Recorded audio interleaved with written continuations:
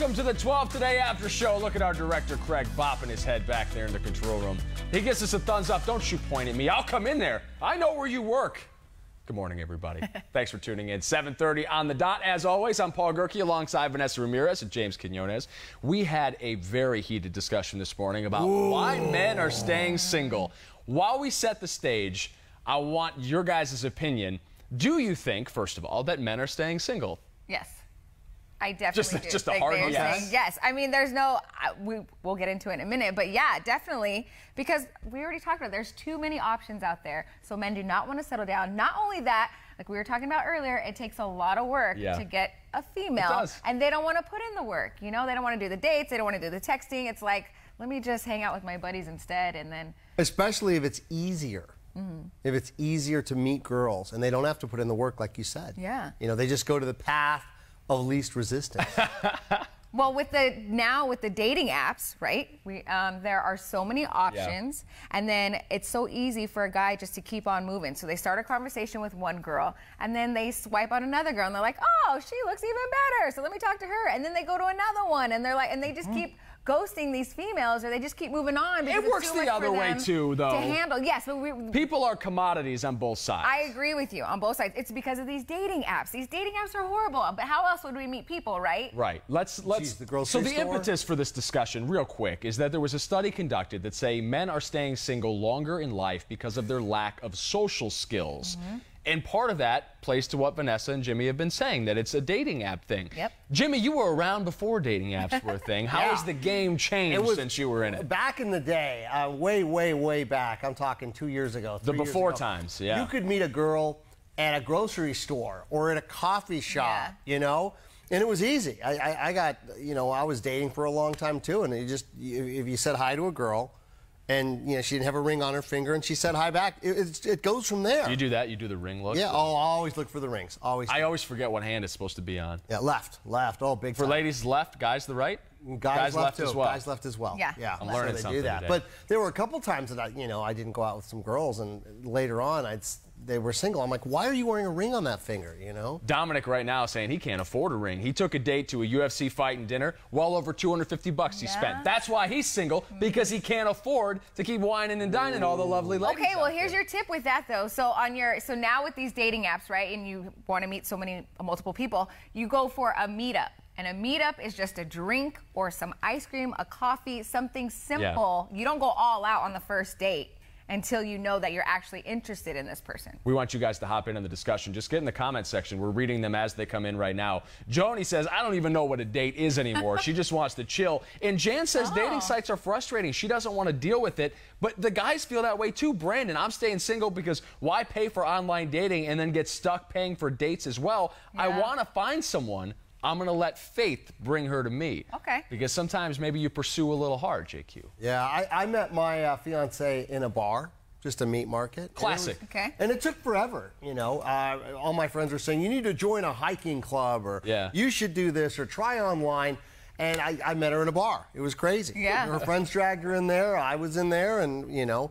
Here's one tip, though. When it starts, it shouldn't be difficult. It should be easy. Should be easy. You guys should be, like, texting back and forth, making plans. But you said it took some time for you guys even to initially hang out. Yeah, because she was busy. She really was, honestly busy. It took me 3 months to get one date with her. Wow. Bill's got good news for you, Jimmy. He says you can still meet women in a coffee shop or in the grocery store or in the park or a dog park or convenience store. What's the problem? It's not like we're stuck in the dating apps. That's true. True. To Vanessa's point, though, Bill, it's an ease of access thing. It's, do I go to the grocery store and there will be no girls there? Or do I know that there are hundreds of girls right here on my phone that I could swipe left or right on and talk to them immediately? People are commodities. We were having the conversation off camera today that you could be talking to dozens of different people, and then one seems a little more willing to meet up with you than somebody else, and so you just ghost everybody else. Doesn't matter how great they are, or all the things you had in common, or all the great conversations you already had. They're just yesterday's news because somebody else was like, want to come over or want to go meet up at the bar next to your apartment? Okay, and that's it. Yeah, so for like myself, I have a busy schedule, right? I can't meet up right away. We have to plan around things. And a lot of people say they don't want to wait. If you don't meet up with them right away after you match, you're done. You're not even going to meet up with them. Because he's got 10 other girls he's talking to. It's like when you miss your number at the deli counter or the DMV. Yes. We already called number 10. We're on number 11 now. Yeah. You get to the back of the line. That's really the way it is. We want to continue this conversation, but first, we want to get to a segment we call In Case You Missed It. If you didn't watch us on 12 Today this morning, we had a very special guest helping us co-anchor the 6 a.m. hour.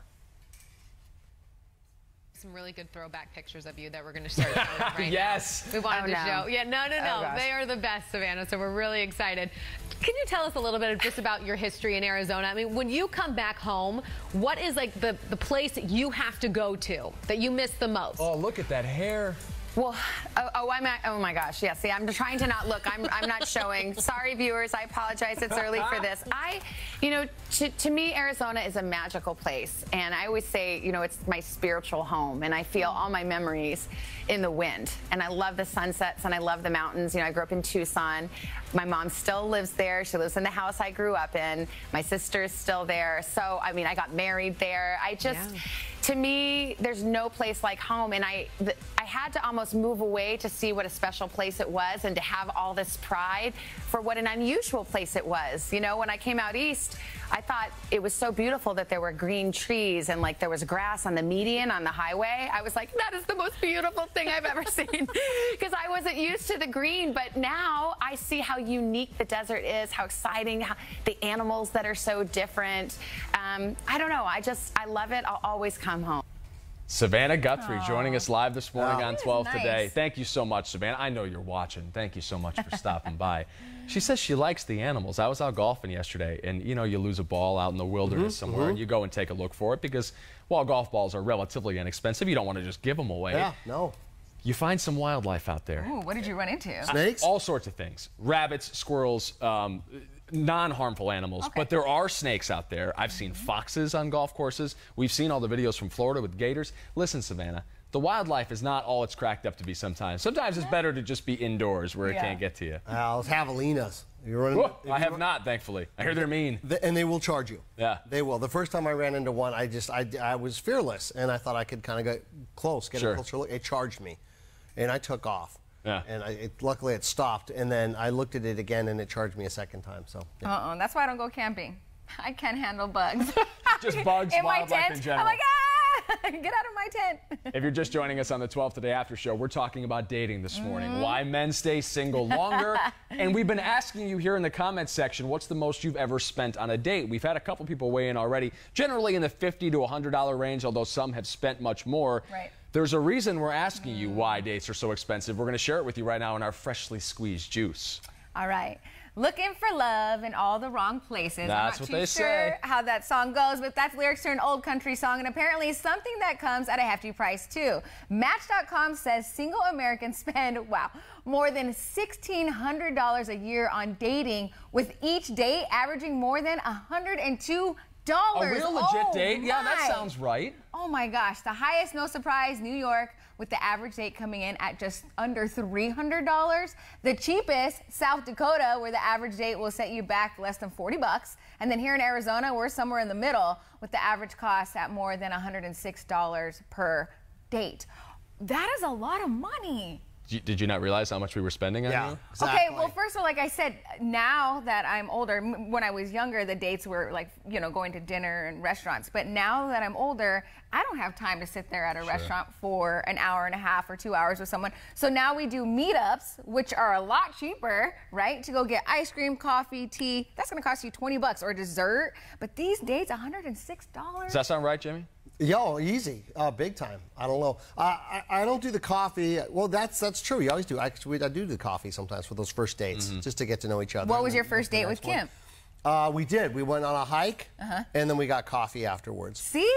That's a bold move to show your athletic prowess that early in a relationship. Oh, big time. Because if it's a swing and a miss, you're toast. But the second date, this is interesting. We did multiple. We went to lots of places. But the first place we went to, I had to go to the bathroom. When I came back, she paid for the bill, and I thought that was amazing. Yeah, you've mentioned that before. That's a real solid move. That's an outstanding move. It wasn't a crazy bill, it was like $40 or something. Yeah. But because there are so many women that sometimes, you feel like you're being used by girls to get free food.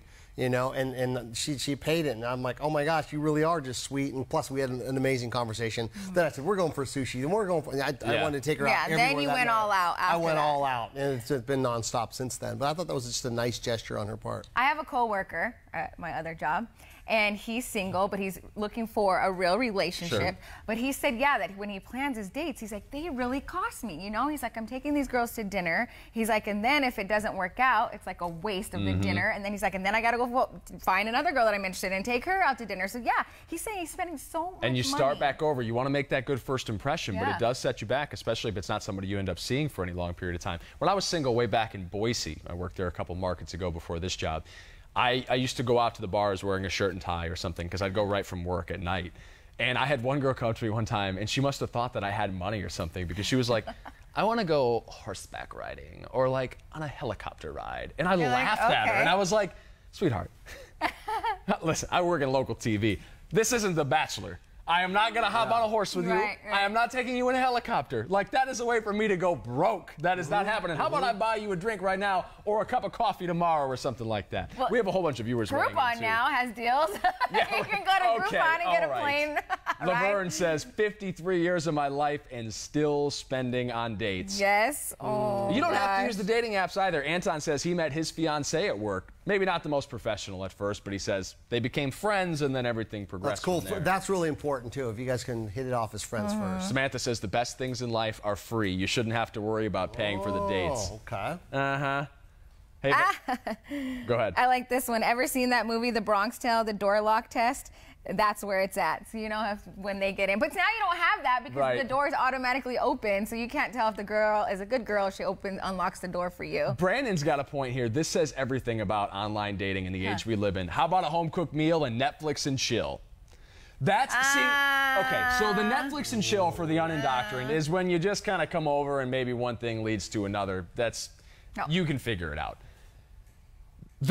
I like half of what he's saying, and the other half is really, I think, part of the problem. Okay. The home-cooked meal, bravo, because I think both sexes love that. Men and women love somebody that can cook, right?